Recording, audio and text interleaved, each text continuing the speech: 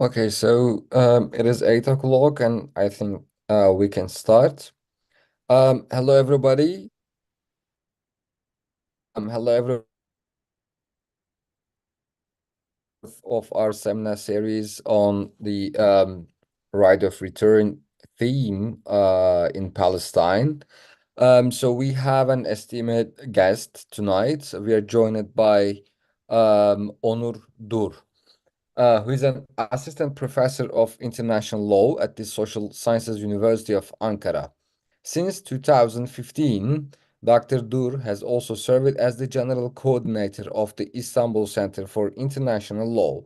Additionally, he co-founded and currently coordinates the Kırımlı Doktor Aziz Bey International Humanitarian Law Competition, the first comprehensive IHL project in Turkey in collaboration with the Turkish Red Crescent and ICRC since 2020. Completing his master studies at the Geneva Graduate Institute with a full scholarship. He then defended his doctoral thesis last year, titled as Prohibition of Terrorism under International Humanitarian Law at the University of Basel. So tonight he's going to tell us is going to give us a speech titled as Forced Displacement of Palestinians under International Law. Um, Onur Bey, thank you very much for joining us. Thanks for your time. We're happy to see you, and the floor is yours.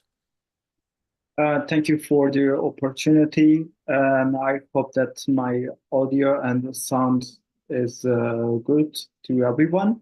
Yeah, perfect.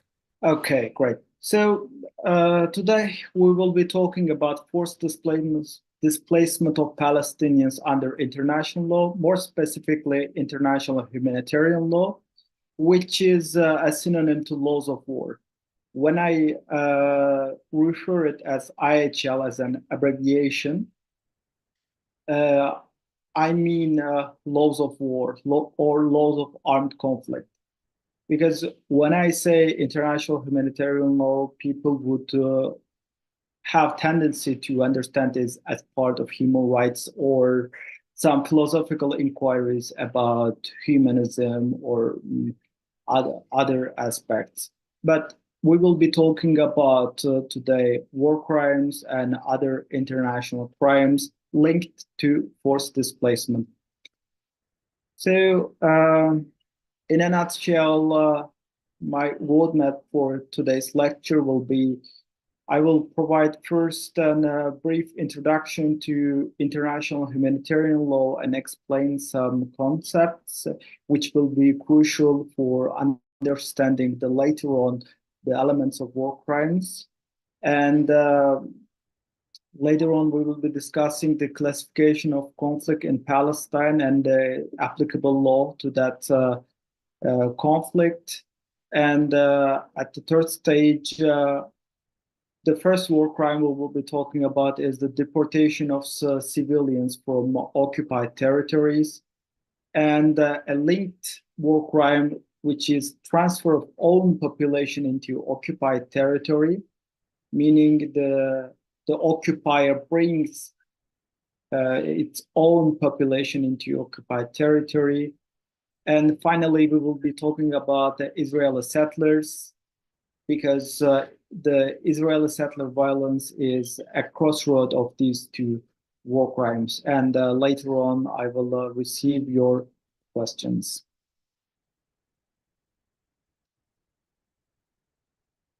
Okay, so international humanitarian law is a branch of public international law, and public international law governs the relationship between states. And recently, we had new actors like international organizations or non-state armed groups or individuals, which were deemed as subjects of international law. And where do we find the rules of international law? We look at the International Court of Justice Statute, Article 38. So it lists generally the sources for international law, which is also valid for IHL, International Humanitarian Law. So our primary sources are treaties, customs, and general principles of international law. Treaties are the written rules of international law. States conclude a written treaty and they become bound by these rules. And we have also unwritten rules, which is called as custom. So you, when the state practice accumulates for a long time and the states consider themselves as bound by such practice, we call this as customary international law, and customary international law is binding for all states. However, treaty law is only binding for treaty parties. So if a state don't sign a treaty, that state is not bound by that rules contained in such a treaty. But in custom, it's binding for all states, which will become quite important in a later discussion.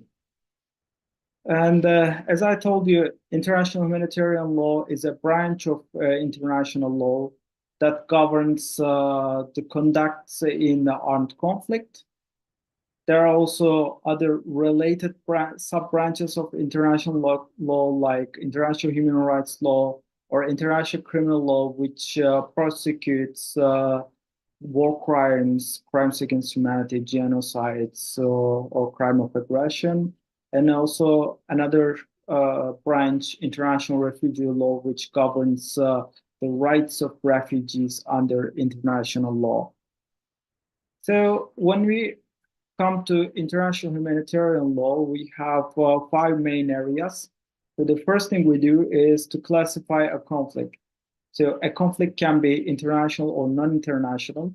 Depending on our classification, the entire applicable law will be different. And secondly, we look for protection of civilians and civilian objects. So civilians have special protection under international humanitarian law against the negative impact of armed conflict. And there are also other specialized statuses under the word civilian, like medical personnel, like wounded soldiers, or children, or journalists, or religious personnel. And thirdly, conduct of hostilities, which is basically the operational law. So the rights and responsibilities of the attacking party. How can they select the targets? How do they target? And what other considerations do they need to take into consideration when conducting an armed conflict?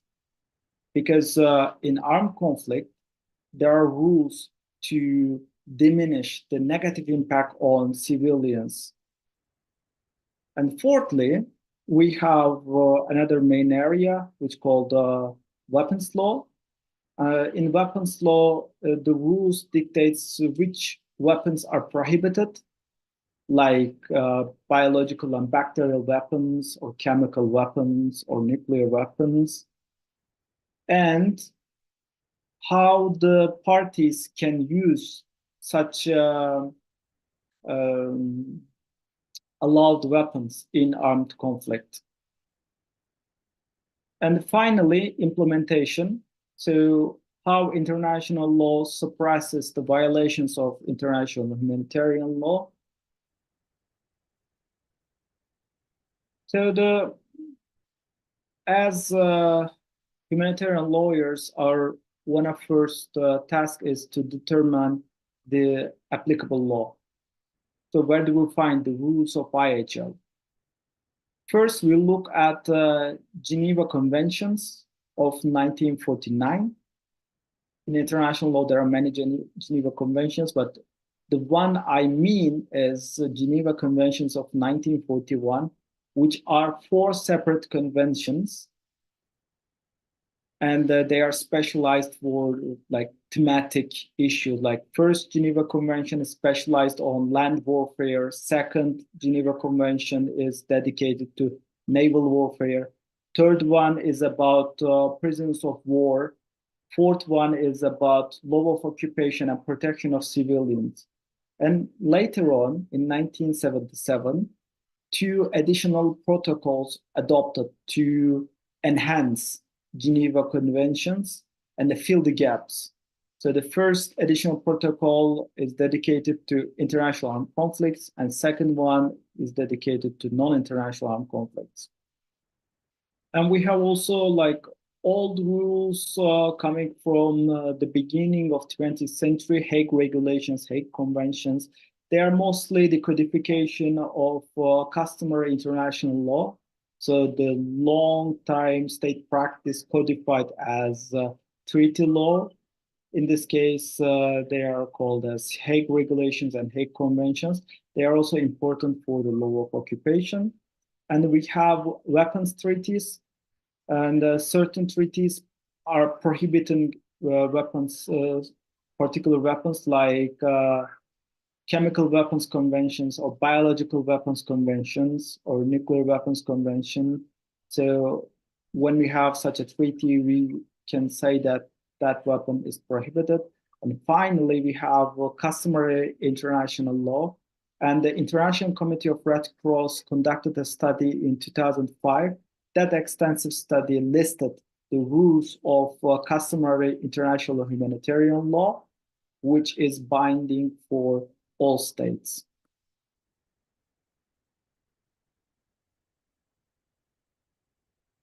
And most of these rules are applicable in international armed conflict. So in non-international armed conflict, we don't have that much rules. Only we have Common Article 3, which are identical in 4 Geneva Conventions. That's why we call it as Common Article 3. And this mini convention outlines the minimum protection accorded to civilians in case of non-international armed conflicts. And also we have additional Protocol 2, which is applicable in non-international armed conflicts. So when I say international armed conflict, what do I mean? So if we have an interstate armed conflict, so state versus state, this is an international armed conflict. If we have an occupation, so a state occupies a foreign country's territory, which is also a case of international armed conflicts, and nation liberation movements. So which was the case in mostly in the decolonization wave, mostly in 60s and 70s. So these fights against colonial oppressors were also recognized as international armed conflicts. Non-international armed conflict is a conflict between a state and armed group, or a conflict between two armed groups. In that case, we look the criteria, how we can say that such armed group is qualifying for non-international conflict. So if that armed group has a sufficient level of organization, which means a military hierarchy and military training, and the threshold of violence is high, like we can understand this from the outcome of conflict, like how many people were wounded, how many people were killed, or how many people were displaced, what kind of weapons used, how much the conflict spread over the territory of that country. So after looking all these criteria, we can conclude whether that conflict is non-international or not. If a conflict does not satisfy these two criteria, then we call it as internal disturbance. So in case of internal disturbance, like protests or violent protests, international humanitarian law is not applicable. Only human rights law and domestic law is applicable in that case.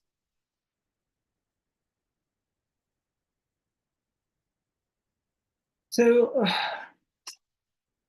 when a party conducts an armed conflict, when they do an armed operation against their enemy, they have to respect three main principles.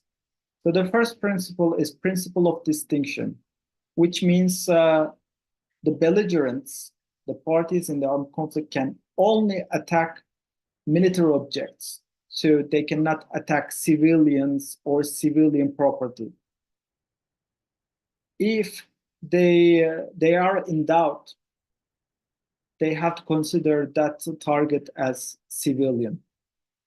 And the second principle is principle of proportionality. So in the armed conflict, there will be always a devastation, but such devastation exerted on civilians should not be higher than the anticipated military advantage.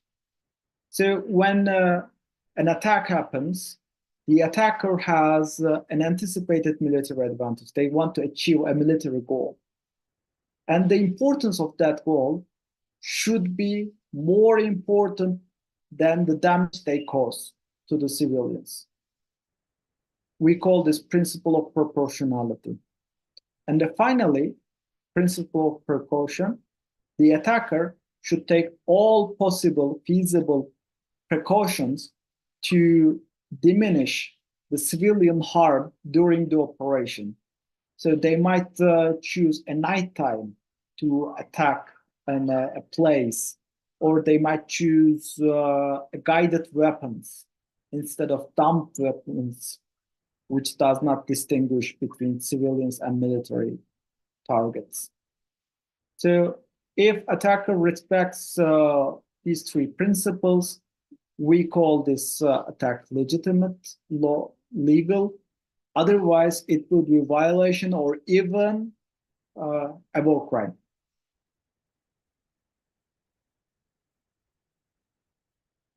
So when we say we have a dichotomy in international humanitarian law. So someone is either civilian or a military personnel or a combatant. So there is no third category. So we look the definition of combatants given in Geneva Conventions. So the members of armed forces or the auxiliary personnel helping to armed forces, volunteers, militiamen, we call them as combatants. And when they got captured by the enemy in international armed conflict, they will be qualified as prisoners of war.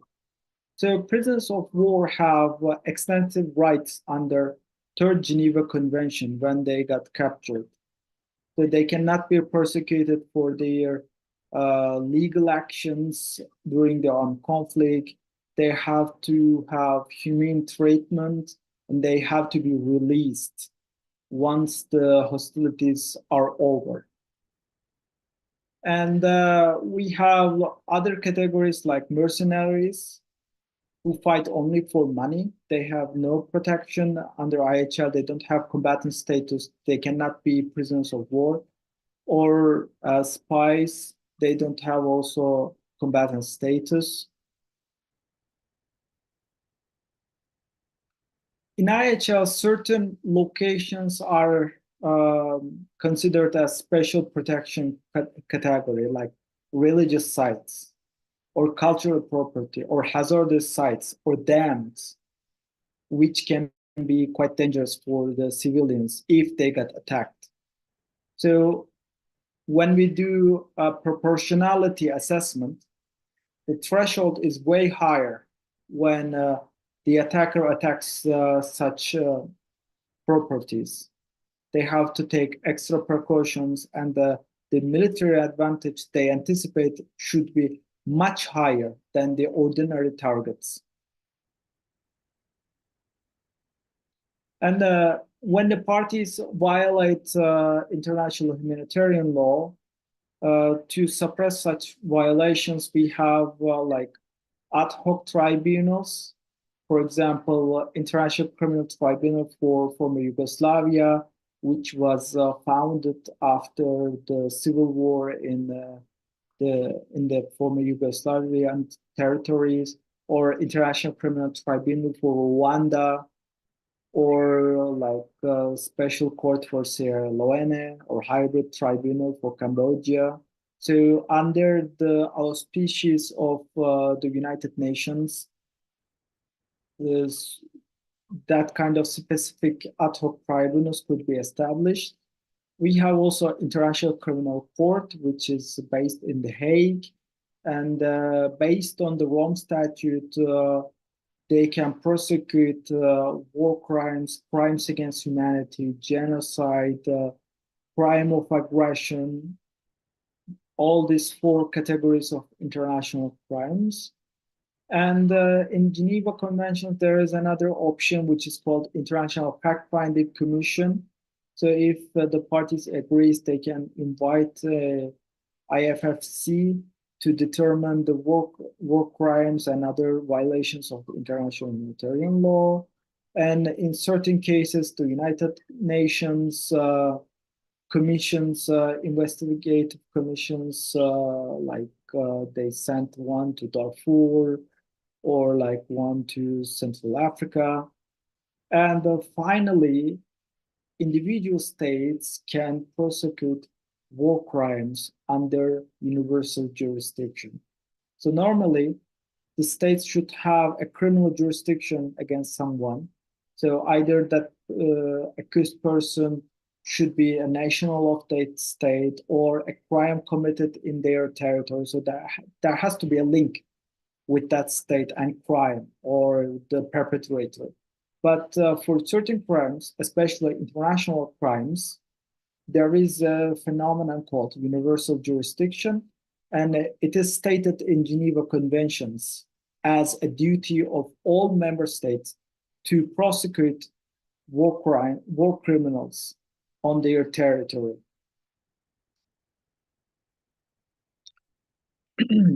So far it was a brief tour de force on IHR rules.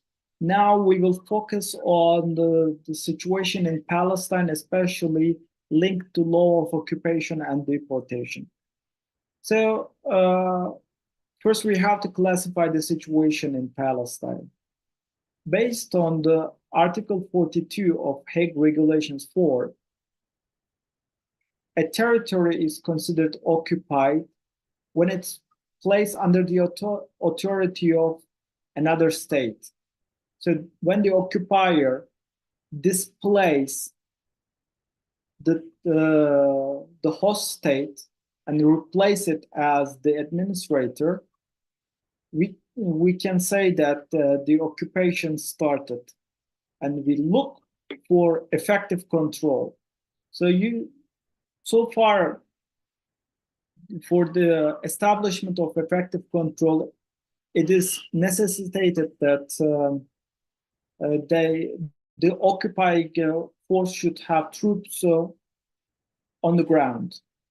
So with their armed forces, they should control the neighborhood, and they should do the governmental activities instead of the occupied state. And the occupation is considered as temporary. It's a necessity of armed conflict, because during armed conflict, a state can control another state's territory as part of military necessities. But when it becomes like a prolonged, when it lasts too long, we call it prolonged occupation, and this is the case in Palestine. So under the mainstream understanding of international law, the prolonged occupation started in 1967. And this long period of time, as Israel has no military necessity to occupy these territories, and they suppress right to self-determination of Palestinians, their occupation is considered as illegal. by many United Nations resolutions, reports, and the two advisor opinions of International Court of Justice related to Palestine. So we established that Israel is exercising governmental authority in the occupied Palestinian territories. So law of occupation is applicable because Israel has effective control. And we have to make a case-by-case assessment regarding establishing that effective control test. For West Bank and Jerusalem, there was no debate, but for Gaza, until the October 7, Israel has been maintaining the position of they withdrew Gaza in 2005, and then they are no longer occupier in Gaza, according to their perspective. And therefore, Israel contends that they are released from their duties under the Fourth Geneva Convention as occupier. But as Israel has been controlling the land, air, and naval borders of Gaza, and they have been controlling the financial system of Gaza, they had control over telecommunication, water, electricity network of Gaza, and they had constant surveillance over Gazan airspace. It was stated that Israel has been the occupier according to law of occupation, even if they have no troops on the ground. And this view was confirmed in the latest advisory opinion of the International Court of Justice. So when we say a territory is occupied, and the applicable law will be Fourth Geneva Conventions, First Additional Protocol, Hague Regulations, customary international humanitarian law, and human rights law. So we look at these sources during our inquiries. So the first war crime we will be looking at will be deportation of civilian population. So if the occupying power, either individually or en masse, deports or force them to leave the area, leave the occupied territory, it is considered as a sort of war crime. And it doesn't matter what kind of motive, what kind of argumentation they have for such deportation. It is illegal under international humanitarian law. The only exception is the evacuation. So for evacuation, it is understood as to taking civilians into a safe place. Because sometimes when the armed conflict happens in urban areas, it is really difficult to keep civilians safe, depending on the ferocity of armed conflict. And to minimize the negative impact on civilians, sometimes occupying powers transfer civilians into another area temporarily. When the conflict is over in that part, they allow them to return their homes. But so far, we have been observing that Israel had a pattern of violation regarding this. And they have intention to cleanse such areas from the local population so that they can insert their own population, which will be our next issue that we're gonna deal. And the violation of this provision in the Fourth Geneva Convention, Article 49, deportation of civilian population, is considered as great breach of Geneva Conventions. So Geneva Conventions have a great breach system, which is somehow equal to war crimes. because for universal jurisdiction, you need to have a jurisdiction based on a treaty. So the Article 147 of Geneva Conventions 4 gives all states to prosecute the perpetrators of unlawful deportation. As this is considered as a grave breach, it can be prosecuted in all countries all around the world because all of the countries are state parties to Geneva Conventions. There is no exception. Therefore, all member states have obligation to prosecute violations of these grave breaches. And this is also stated in additional Protocol 1, Article 85, deportation of civilian populations in case of international armed conflict is a war crime or grave breach. Mostly they mean the same thing. And when we try to understand what kind of behavior is considered as war crime, we look at the Rome Statute. And in Rome Statute, Article 8, Paragraph 2, Section B, Subsection 8, directly states deportation as a war crime.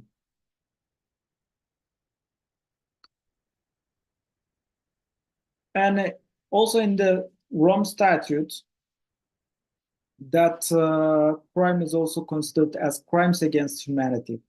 So what is the difference between crimes against humanity and war crimes? So war crimes are only applicable in armed conflict. And crimes against humanity, they are also applicable also in peacetime.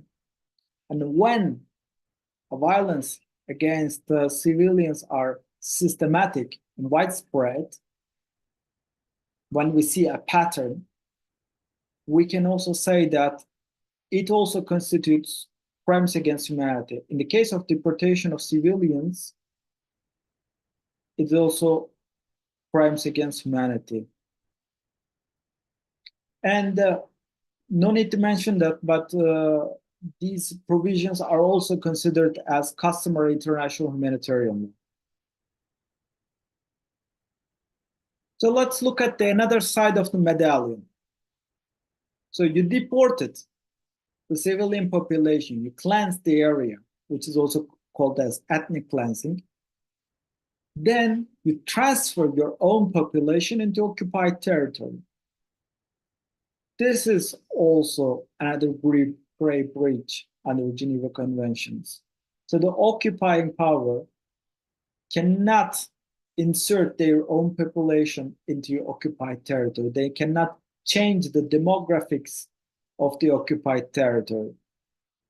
This is stated in the Fourth Geneva Conventions, Article 49, Paragraph 6. And as the same article, Additional Protocol 1, Article 85, the same conduct is also considered as grave breach. In other words, war crime. So let's talk about Israeli settlers.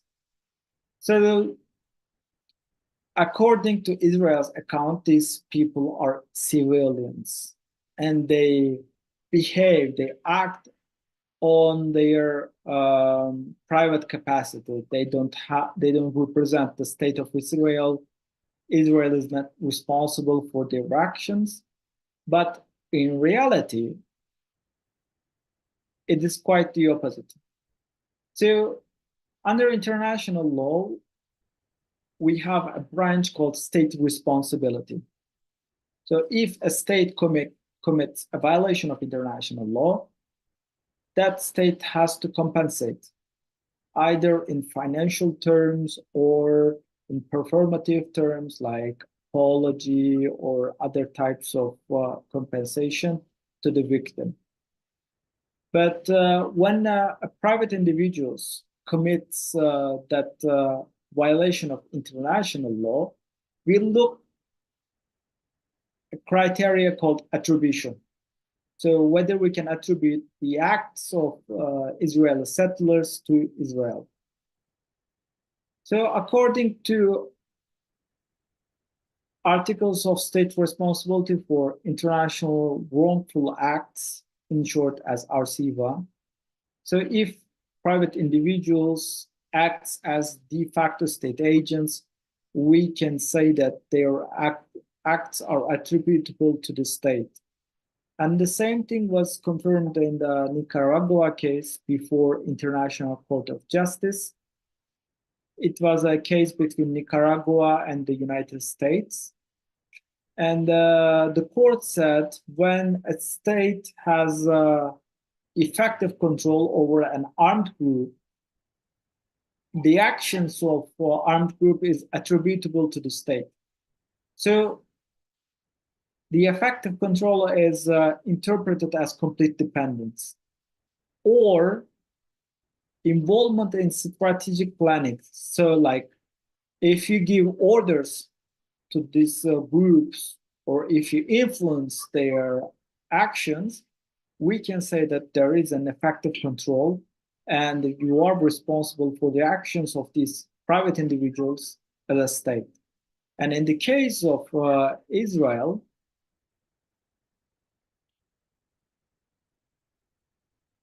these people are doing their implementing their plans and forcibly displacing local Palestinians with the help of Israeli state. So what kind of assistance do they get? So when they establish a rudimentary infrastructure like outpost, they call it outpost, when the first people settles in an area, and the Israeli army provides them protection against Palestinians. And Israeli judicial branch also helps them through evacuation notices or demolitions under Israeli law. And when they grow and they become a full-fledged settlement, Israeli state provides them roads, infrastructure, water, electricity, so that they can permanently settle and create urban areas in occupied territory. And in the Israeli cabinet, there is a minister responsible for settlers to facilitate their actions. And the Israeli state also helped them to establish representation mechanism for settlers. So the settlers also creates their own governing institutions, and the Israeli government is providing coordination. So without Israeli government support, this settlement cannot survive on their own. So that we could say that there is a complete dependence and their actions are attributable to the state of Israel.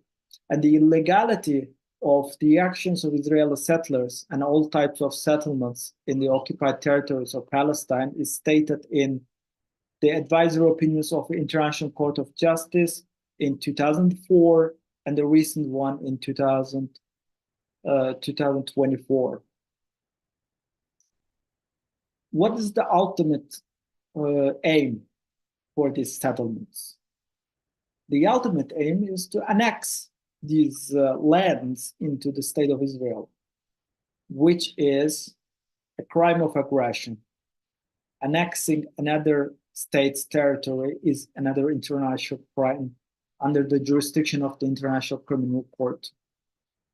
And these settlers not only commit war crimes of deportation of civilians, they also commit attacks against civilians, attacks against civilian property, They also commit pillage. They loot the civilian property. They loot the properties of Palestinian villagers. And they commit all these actions in systematic and widespread manner, which is also mean that they commit crimes against humanity. So the settlers' action should be subjected to sanctions like travel bans, asset freeze. These are more like policy-oriented reprimands. But more importantly, the settlers should be prosecuted under universal jurisdiction before domestic or international criminal court. So all countries of the world have jurisdiction to prosecute these settlers. And in the case of Turkey, unfortunately, we don't have war crimes in our penal code, but we have crimes against humanity. So if any of these settlers set up foot in Turkey, they should be prosecuted for crimes against humanity. So from my side, that seems it's all. If you have any questions, I would be glad to answer them.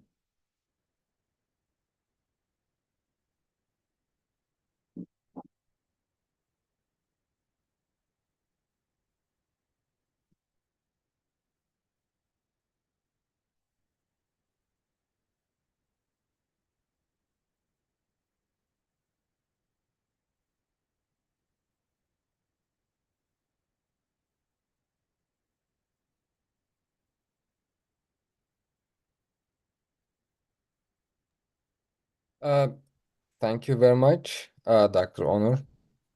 I'm sorry, I'm having a connection problem, so I just keep my video off.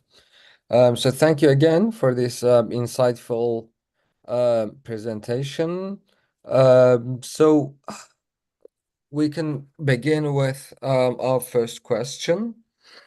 So the question says, different from the West Bank, the Golan Heights were annexed by Israel. So what is the status of the settlers on these territories, and what is the role of Israeli government according to the international law? So Golan Heights is a territory of Syria. And despite Israel's annexation attempts under international law, it is still considered as Syrian territory. So it's at sort of occupied territory. So we deem that law of occupation is applicable in Golan Heights, and similar conclusions can be drawn for the settlers residing in Golan Heights. As our context was Palestine, I didn't mention Golan Heights. Okay, thank you. So another question says, after the October 7, what would you say about the non-state status of Hamas? Does Israel have a right of self-defense against Gaza? No, actually, this is a distracting question because for a long time it was established that Israel has no self-defense against the attacks coming from occupied territory. That was stated in the Wall Advisory Opinion of International Court of Justice in 2004. But Israel has a right to keep their own population safe under the law of occupation, which is not same as self-defense. Because under international law, when states use their right to self-defense, they have extensive scope to repress any future threats. But conducting this, keeping their own population safe under law of occupation is much more limited because they have to respect international humanitarian law. and there is no ultimate goal of repressing future threats. Okay, thank you. So we have another question. So it basically asks, so we have the Palestinian refugees displaced by Israel in different times. So is there any other example in which the refugees uh, were able to go back to their homeland with the help of the international law? Hmm. Well, an example would be Kosovo, Mm. when the threat against civilian population in Kosovo is terminated after the NATO intervention. Uh, Many of the refugees returned to Kosovo, their homeland. Okay. Yeah. Okay. Um, okay, so Kübra Hanım, do we have any other question? Because I can't see in the chat bar. And yeah, we have another question. Okay. Okay, so while waiting for the other question, uh I think people are just kind of curious about or concerned with the question why international law does not work. I mean, we have it, and everything is mapped out in the conventions, agreements, etc. But it simply doesn't work. So like in the case of Karabakh, Nagorno Karabakh, so Azerbaijan had to use again military power to take back what was indeed its own lands, right? So the same thing, for instance, happened in Bosnia, or like in Cyprus, the international law fails to find any peace for, the migrants from both sides. And I think Palestine is the most extreme case where the international law fails. So I don't know if I'm not against international law, but this is just kind of what people have been asking, especially after October 7. Well, it's a common criticism to international law, and the expectation of people on the international law is very high because there are not many instruments available to the oppressed people. And the case of Palestine is very extreme, as you pointed out. And I cannot say that international law is not working at all, but it's working at a very slow pace. So, for instance, the apartheid in South Africa lasted like more than 30 years. And if you ask people in the 80s whether the apartheid regime would be collapsing in near future, the majority of people would say no. But at the end, it becomes so unsustainable that that much violations of international law, and it led to the collapse of apartheid in South Africa. And I don't see why not in Palestine as well, but it's a matter of time.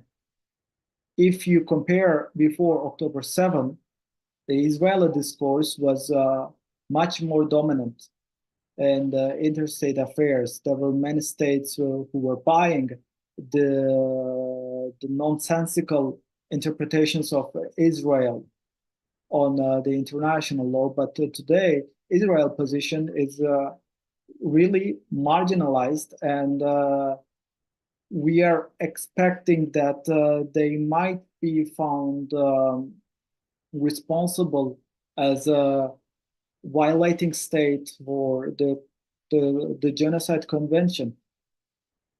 As you recall, Israel is established on the myth, on the phenomenon of Holocaust and the proud legitimacy of that phenomenon, and they used this card in the interstate affairs for a long time. But today, they are on the brink of being charged as a state committing genocide.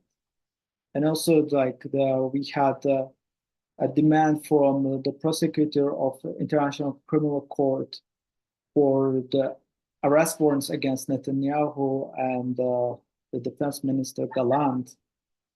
The arrest warrant did not released yet by the pretrial division of International Criminal Court, but such demand is also an accomplishment on its own. As I told you, the international justice is working very slowly in the context of Palestine because the first referral was made in 2014, 10 years ago. And we had the first demand for arrest warrant 10 years after. But that much violations of international law is not sustainable. And at a certain point, it will backfire against Israel, and Israel will be held accountable, hopefully in near future. Okay, hopefully. So we have a question from Sama Karama, and she says, how does the classification of Hamas as a national liberation movement against an occupier or an armed group against a sovereign state affect the applicability of international law for the sake of Palestinians? Well, for the civilian population, that wouldn't change much because most of the protections accorded to civilians are similar, both in international and non-international armed conflicts. And also, as there is a case of occupation, all the protections accorded under law of international armed conflict is applicable for civilians already. But the difference would be for Hamas fighters. So if you consider the conflict as international armed conflict, the arrested Hamas fighters should be treated as prisoners of war. But that question is at the practical level. I don't think that much that doesn't have that much importance at all because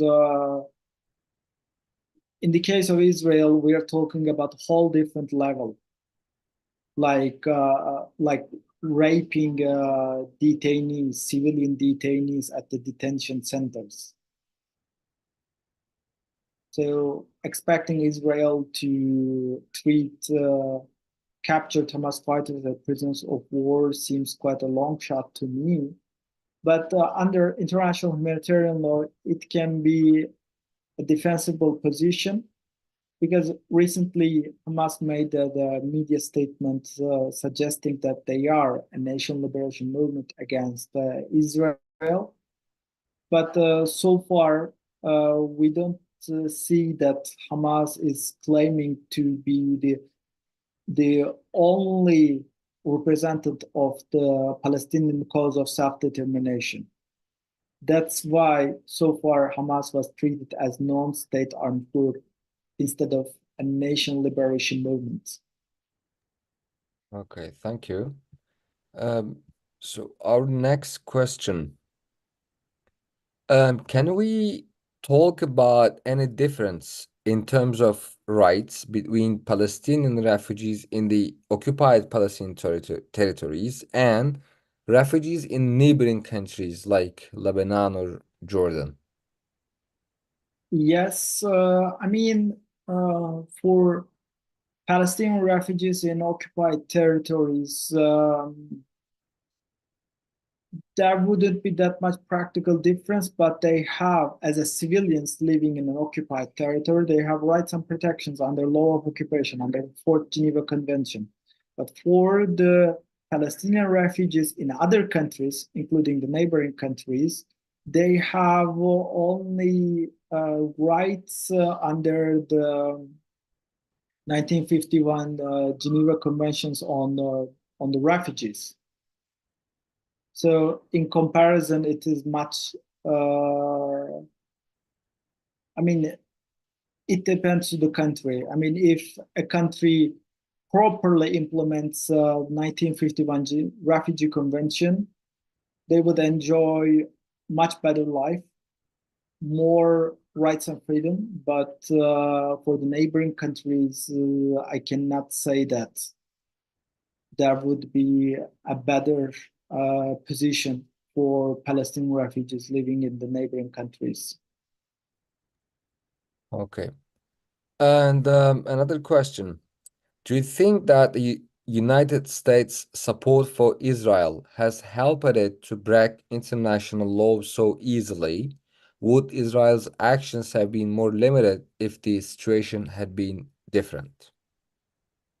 I mean, that's for sure. I mean, it's a political question, but the US support is so evident at the United Nations Security Council.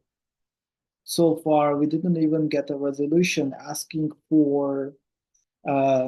asking for a ceasefire. Conversely, in the case of Iraq in the first Gulf War, we had much more stringent conditions imposed on Iraq, forcing them to withdraw from Kuwait. But in the case of Israel, uh, we received a resolution which was interpreted by many states as non-binding. So it was all because of US veto. They vetoed all the efforts to impose ceasefire and withdrawal of Israeli forces from occupied territories. Okay. I think these are the questions that we have. Dr.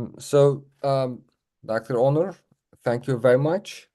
So we have enjoyed your insightful presentation.